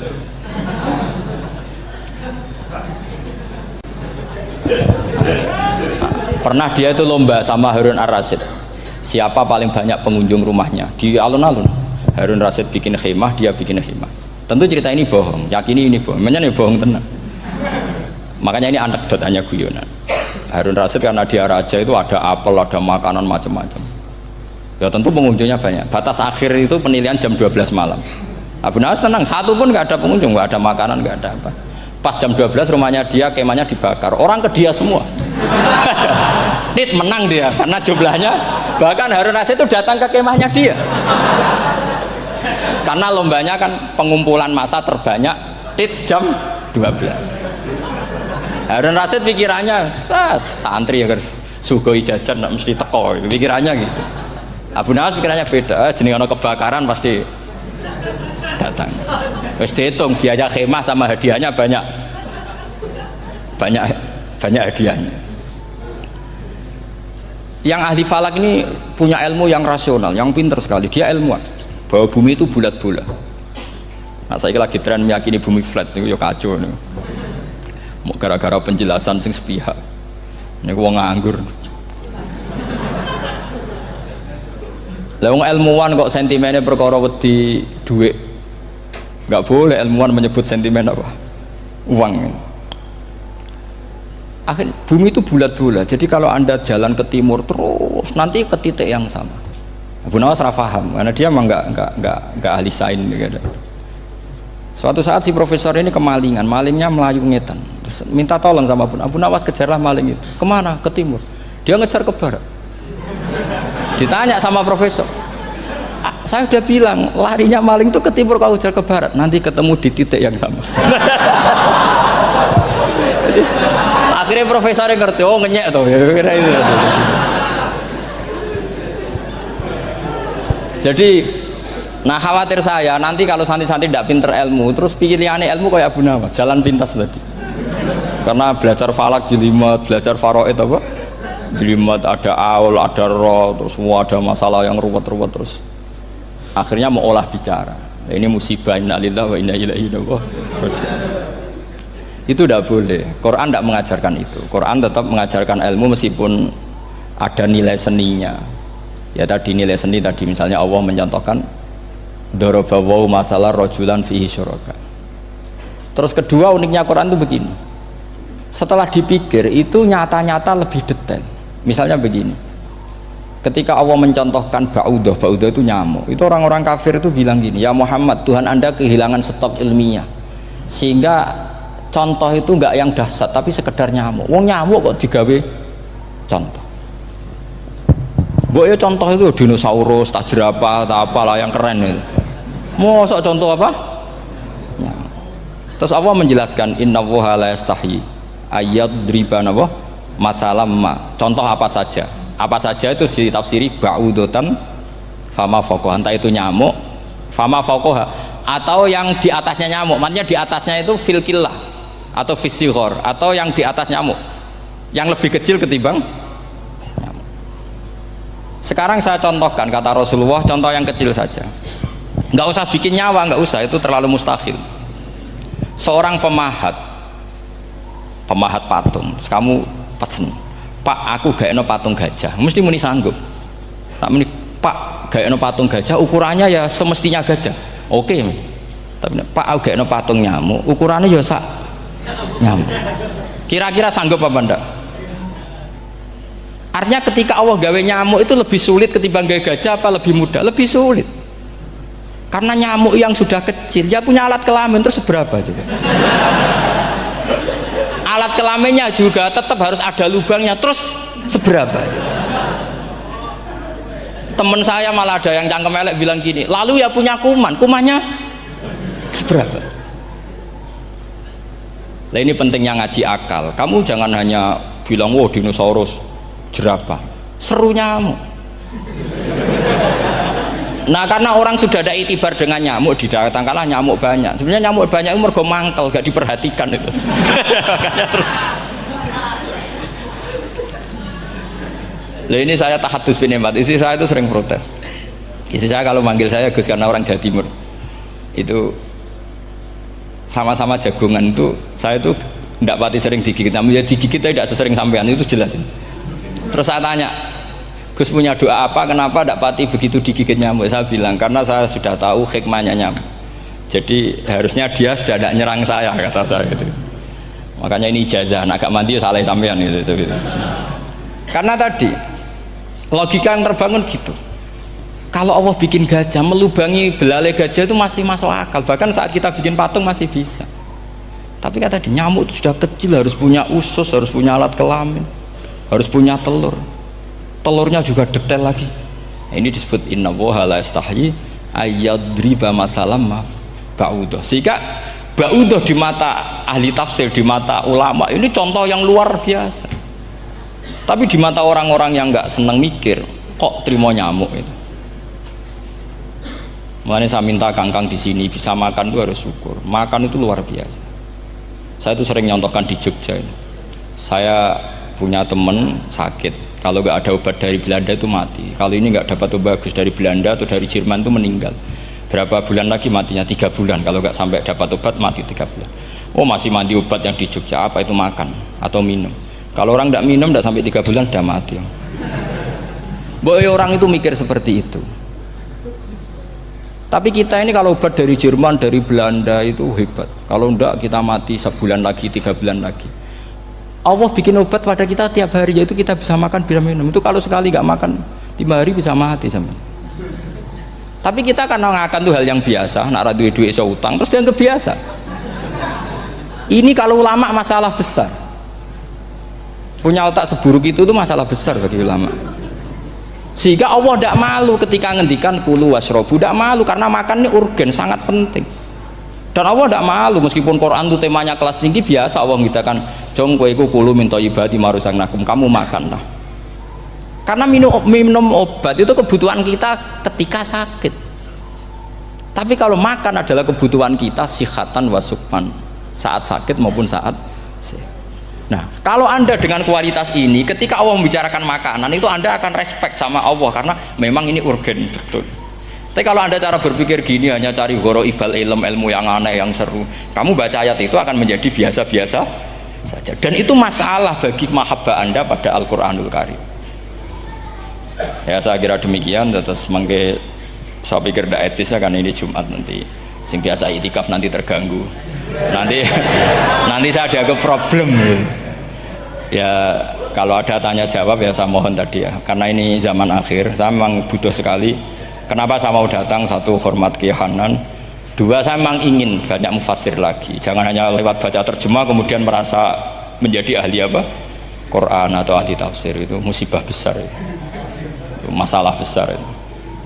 Ya pokoknya saya mohon lah ya, setidaknya gitu. Misalnya orang kafir, kamu cari saja orang kafir, ternyata ada yang harbi, ada yang dhimmi, ada yang mu'ahad, ada yang mustakman. Lalu dalam tarikh ada kafir Yahudi, kafir Nasrani, kafir ahli kitab. Kalau di fikih ada kafir yang lahum kitabun, ada yang tidak lahum kitabun. Kalau yang lahum kitabun disebut ini kitabiyah kholiso, yang tidak itu kan berbeda-beda di fikih. Boleh nikahnya ndak, khilu dzabihatihim atau tidak, itu kan detail sekali. Makanya saya mohon ini latihan detail. Oke, sampean tetap ngaji, sering khatam itu bagus karena mengumpulkan semua ilmu. Tapi sampean harus menganalisis secara apa? Saya dulu ngaji Mbah Mun Muslim ya kilatan. Tapi saya ngapalkan sama Gus Subab. Gus Subab putrane Mbah Mun dulu muridnya Said Muhammad. Saya itu tak pelajari lagi di rumah. Tak analisis lagi setelah besar sampai sekarang karena ya itu beda. Kita selalu Rabbi zidni apa? Ilma. Misalnya begini contoh ya, contoh. Kita mungkin tahu maknanya ayat tertentu itu begini. Misalnya begini.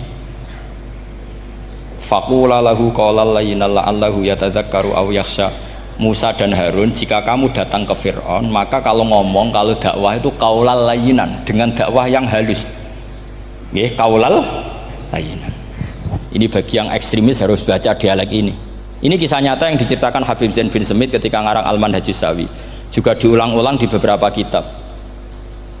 Suatu saat ada ustadz corong Jawa Kemelinti datang ke Harun Ar-Rasyid. Harun Ar-Rasyid ini Banil Abbas, termasuk zuriyahnya Abdullah bin Abbas.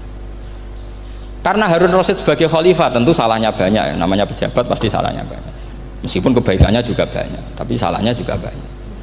Kalau kita kan tidak pejabat, salahnya tidak banyak, tapi prestasinya juga tidak banyak. Ya kan, misalnya ada tamu Raja Salman katanya hormat tamu wajib, kamu kan tidak bisa hormat. Karena dia juga tidak mau dihormati kita kan. Nah terus si ustadz tadi datang begini, saya itu masih hafal teksnya. Ya Amirul Mukminin, inni nasihun lak famusyaddidun alaika fala tajidanna ala nafsika fi nafsika alayya syai'an. Saya ini mau nasihati anda, tapi saya maaf sekali karena nasihat saya ini kasar sekali. Musyaddid itu kasar, keras. Fala tajidanna fi nafsika alayya syai'an. Saya mohon jangan dimasukkan hati lah. Makanya terjemah bebasnya jangan masukkan hati. Katanya Harun Rasyid langsung marah. Uskut ya jahil, kamu itu ustadz bodoh. Kamu tidak boleh keras sama saya. Dia masih bantah, saya keras sama anda karena ada salahnya banyak. Terus apa kata Harun Ar-Rasyid? Inna wa ta'ala qad arsala man huwa khairum minka ila man huwa syarrum minni wa ma'adzalika qala ta'ala faqula lahu qaulal layyinan. Allah mengutus orang yang jelas lebih baik ketimbang kamu, yaitu Musa dan Harun. Musa dengan ustadz ini baik mana? Tidak, sama jawab saja. Baik Nabi Musa kan? Ilaman huwa syarrun minni. Fir'aun dengan Harun Ar-Rasyid buruk mana? Buruk Fir'aun. Itu saja masih dengan etika faqula lahu qaulal layyinan. Musa dan Harun kamu harus sopan. Tidak wae Fir'aun wajib sopan, tidak wae aku rasa sopan. Nah ini sudah iktibar dari terjemah netral atau terjemah yang datar bahwa Allah ngutus Musa dan Harun ke Fir'aun dan Musa dan Harun diharuskan kaulal layinan, tapi menjadi energi mafhum yang luar biasa. Nak dakwai Fir'aun wae kaulan layinan apa maneh dakwai podo-podo mukmin. Makanya kata Harun Rasyid, uskut ya jahil, inna wa ta'ala qad arsala man huwa khairum minka ila man huwa syarrun minni wa ma'adzalika qala ta'ala faqula lahu qaulal layyin. Saya berkali-kali kalau acara di Pondok Hajan sering bilang berteman orang fasik itu tidak boleh. Wa in kana dasarin fajan ibu suratan. Kalau berteman orang fasik itu nggak boleh karena nanti ketularan fasik. Tapi kalau dibalik, pertanyaannya dibalik, Mbah niki membina orang fasik. Dan diantara membina tentu prosesnya itu berkawan macam-macam. Kalau dibalik itu menjadi haram apa halal? Bukan dibahasakan berteman orang fasik, tapi membina orang fasik. Ini penting saya utarakan karena khazanah kita itu banyak. Saya berharap ulumul Quran di sini sampai yang seperti itu. Saya beberapa kali belajar kitab Hayatus Sahabah. Di situ ada satu aplikasi Ahkam Al-Quran, baik yang fiqhud dakwah maupun fiqhul ahkam. Saya di situ yang paling saya kenang adalah cerita-cerita misalnya termasuk yang dikutip Habib Zain bin Semit dalam kitab Al-Manhajus Sawi. Suatu saat ada ustadz itu, saking semangatnya nahi mungkar karena si Harun Rasyid sering salah, didatangin. Kata si ustadz tadi, inni nasihun lak famusyaddidun alaika fala tajidanna fi nafsika alayya syai'an. Saya akan memberi nasihat anda, tapi saya agak ekstrim, agak keras. Mohon kamu jangan tersinggung, anda jangan tersinggung. Anda ya Amirul Mukminin jangan tersinggung. Tapi apa kata Amirul Mukminin Harun Ar-Rasyid? Uskut ya jahil, kamu ustadz bodoh. Terus Fa inna Allaha ta'ala qad arsala man huwa khairun minka ila man huwa syarrun minni. Ini saya terpaksa bahasa Arab karena tadi takut kalah sama Abu Jahal tadi. Jadi ini mohon sekali, ini kompetisi. Jadi kalau Abu Jahal saja bisa bahasa Arab, masa saya kiai tidak bisa bahasa Arab. Jadi saya tadi itu ya kan di Abu Jahal saja bisa bahasa Arab. Fasih lagi tadi. Yang saya kecewa dia sopan ngasihkan mic tadi. Duduknya sudah benar gak sopan tadi. Sudah benar, jadi memerankan Abu Jahal memang harus gak sopan. Tapi semoga berakhir nanti diteruskan jadi Abu Jahal repot.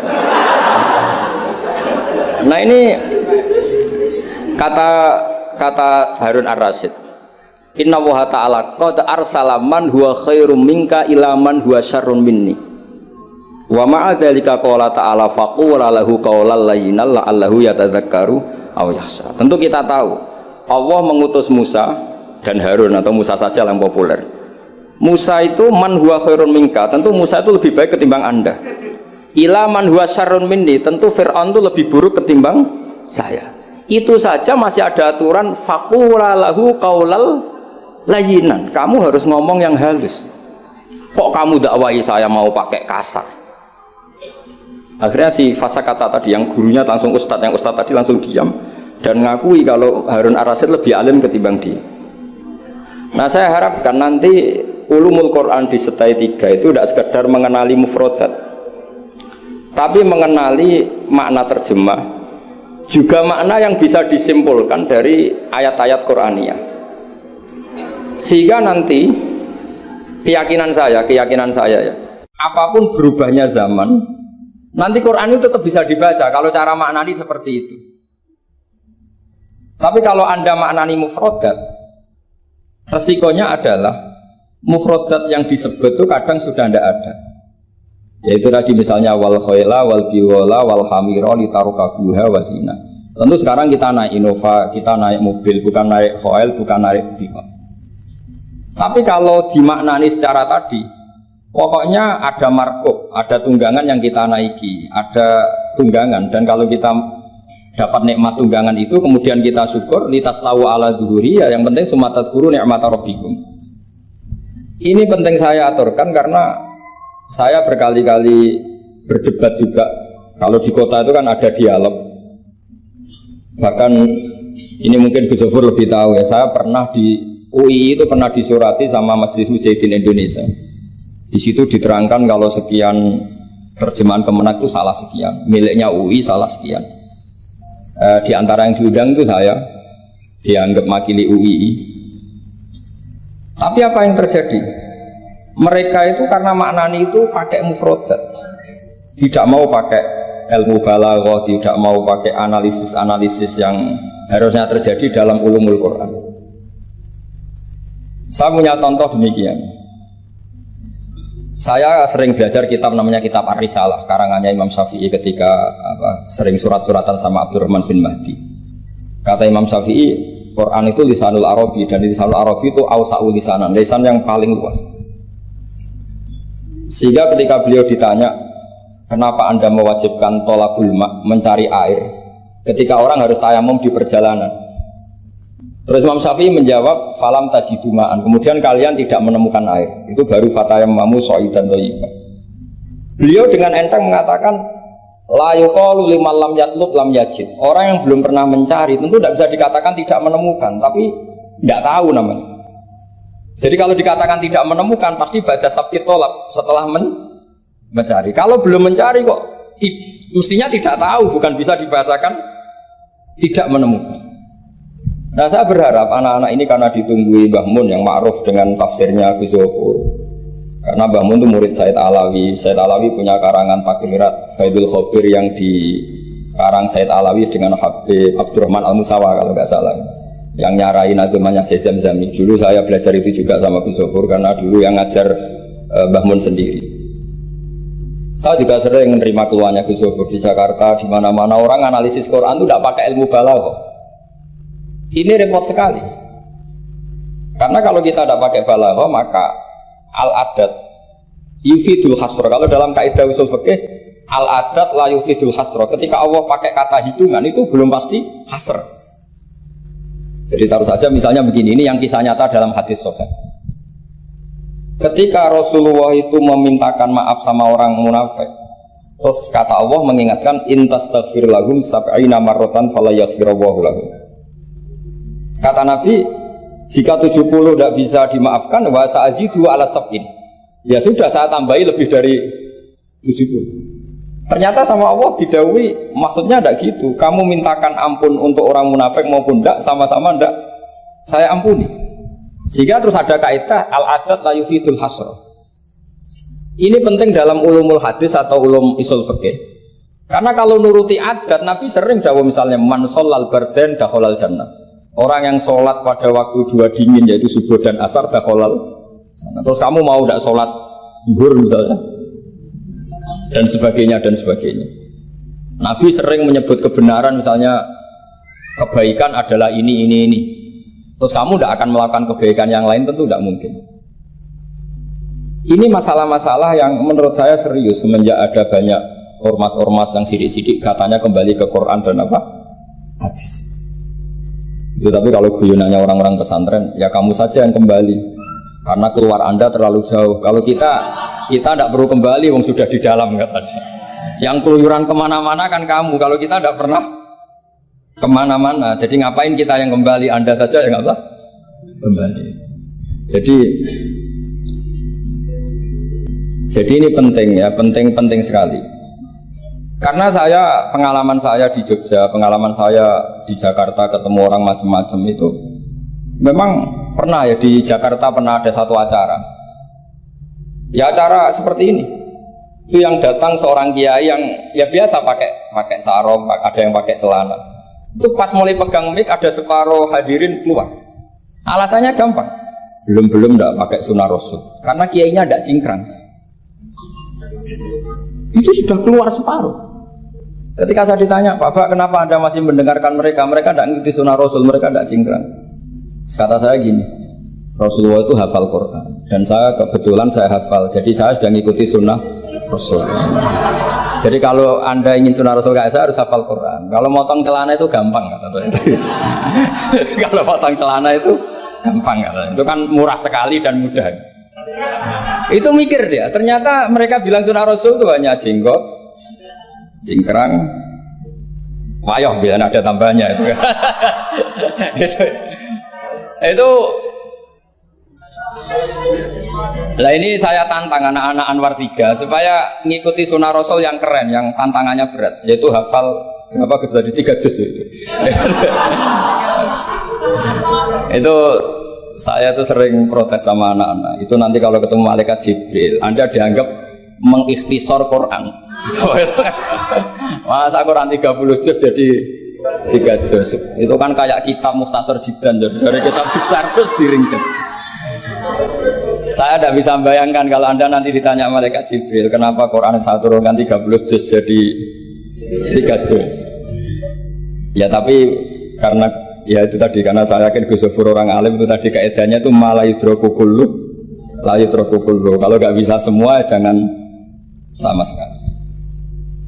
Ini sekedar pengalaman untuk anak-anak. Kalau di pondok Quran itu sampai deres kulhu itu buatan berani, karena dikira kayak sudah sampai 30 juz. Memang pondok Quran itu unik. Anak-anak itu bisa lanya 2 juz 12, juz 13, tapi juz amma itu tidak hafal. Karena ketika menghafalkan itu tidak kober ngapalkan yang juz amma. Memang hafal betul juz 7, juz 8, tapi juz amma kadang nggak bisa, wadduha kadang nggak bisa. Imam Mitraweh kadang nggak bisa dia, karena dia besar kober, karena ngapalkan Quran itu kan berat. Pernah suatu saat saya itu tahlil jajar santrinya bapak itu, dia tahlil kulhu, aja tahlil kulhu, itu juz 30, kayak apal 30 aja gitu. Jadi untuk baca kulhu itu memang harus urut setelah melewati juz 1, juz 2 sampai juz 30. Sampai seperti itu gayanya baca kulhu kayak wes apal juz 30. Sehingga di pondok Quran tuh nggak ada yang berani terus juz 30 karena kesannya kan sudah. Iya, jadi itu tradisi yang mungkin ya mungkin beda itu. Saya sendiri juga agak seneng kalau ada santri kok terus juz 30 itu kok. Kok melete loh, kok sudah. Nah ternyata di sini saya ketemu santri-santri yang jurus 30 terus ini. Wah ini menurut saya ini agak masalah dalam tradisi saya ya, terhadap tradisi kami. Jadi ya itu tadi karena cara pandangnya beda. Jadi cara pandangnya beda.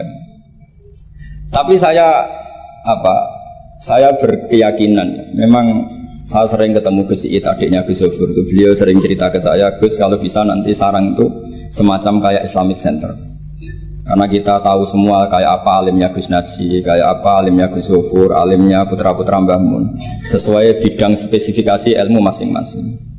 Saya sering nasihati yai bahwa semuanya itu ada ilmunya. Tadi misalnya Anda tidak tegas sama orang fasik, itu ya ada ilmunya, karena mungkin kita tawaduk la nadri ma yuhtamu bihi, kita tidak tahu si fasik tadi yuhtamu bi apa, kita tidak tahu. Kita sendiri nggak pernah yakin kalau kita nuhtam misalnya bi husnul khotimah.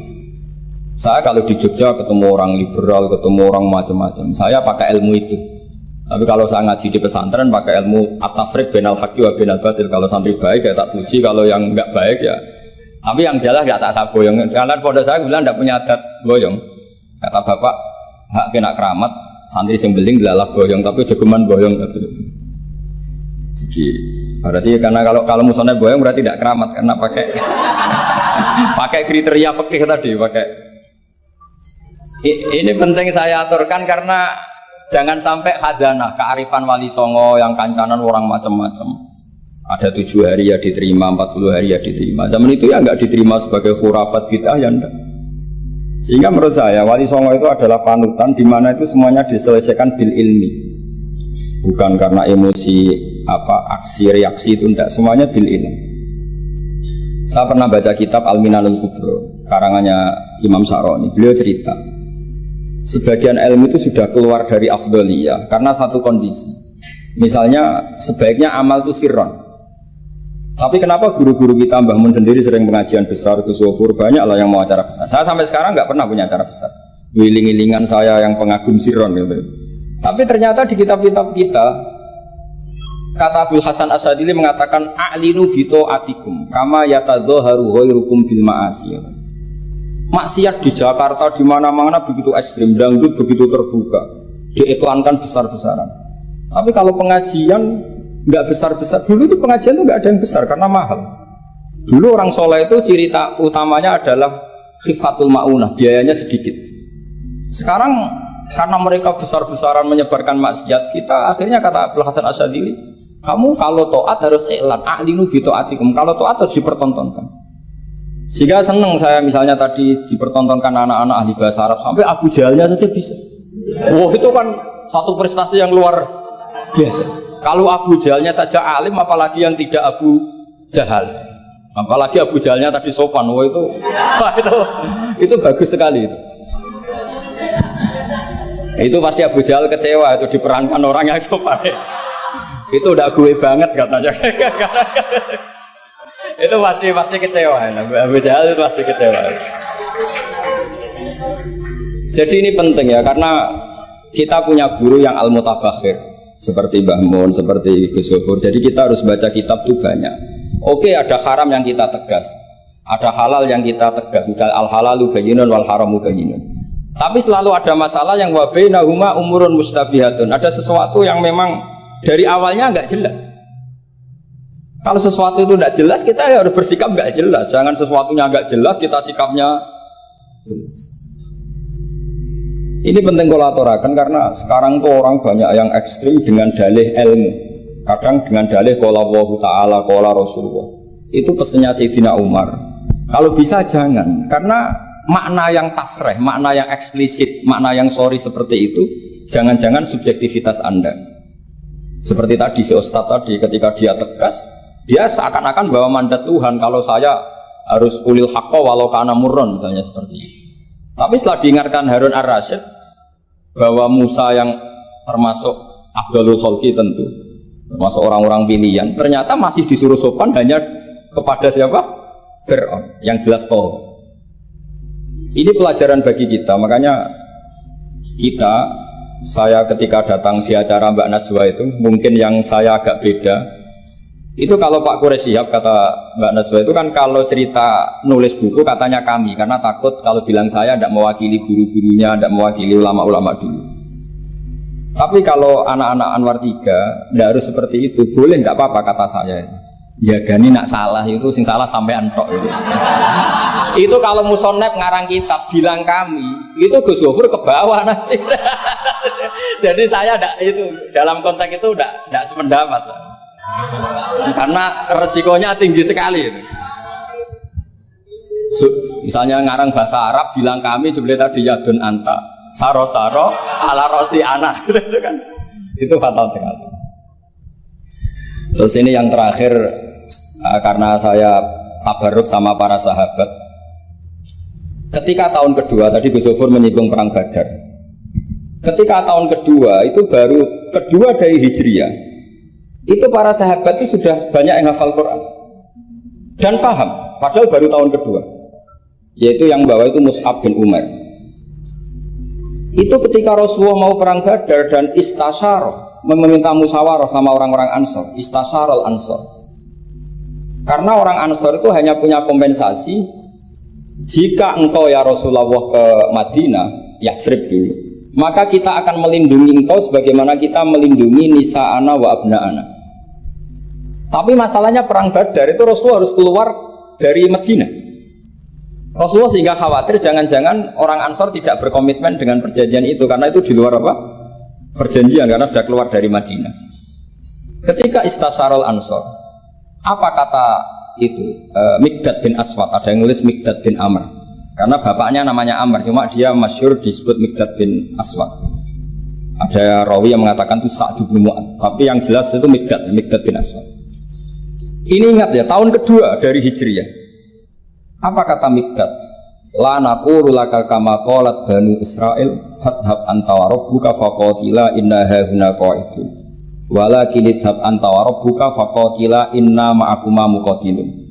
Ya Rasulullah, kamu jangan khawatir kalau kita ini pecundang kayak orang Bani Israel. Orang Bani Israel itu kurang ajar sekali. Mereka yakin kalau Musa itu orang hebat, dan tentu Allah adalah zat yang super, ala kulli syai'in qadir. Kalau Allah itu superior, kemudian kamu kenapa susah-susah ngajak kita? Buat jenengan sama Allah datang ngelawan Jababiro, tak tunggu beritanya.